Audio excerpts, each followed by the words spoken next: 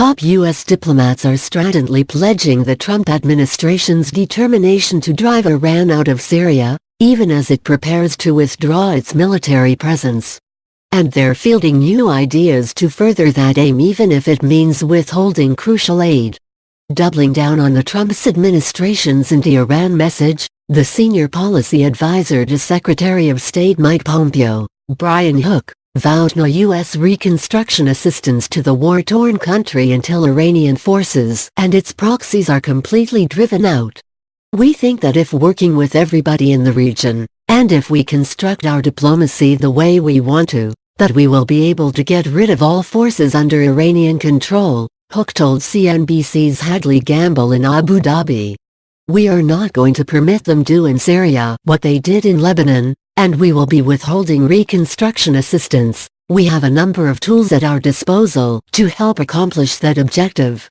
Show chapters. Hook's staunch message echoed that of senior administration officials Pompeo and National Security Advisor John Bolton, who have long held a hard line on Iran and until December had pledged a long-term U.S. presence in Syria with the aim of both countering the Islamic State and pushing back on Iranian military activity there.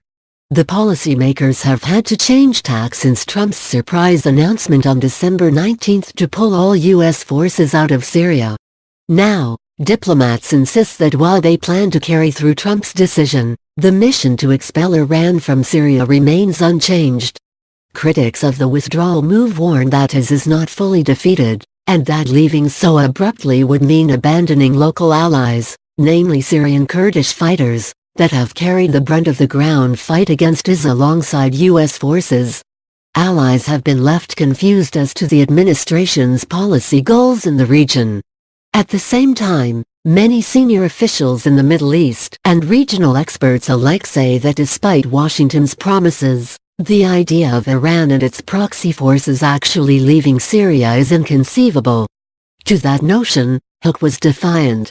"Well, we don't listen to the Council of Defeatism," he said. "If we always listened to our critics, we wouldn't be getting very far in foreign policy."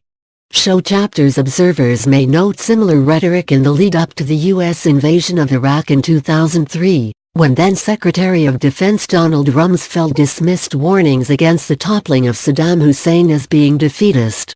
Opponents of the war hold that these were warnings to be heeded, and should be heeded again. Hook didn't elaborate on his conviction except to say that we have diplomats there who have a lot of leverage. We still maintain a very significant presence in the Gulf with both our militaries, our diplomats. The mission has not changed at all. There are plenty of ways to accomplish the mission, and we are going to stay very hard at it, I promise you.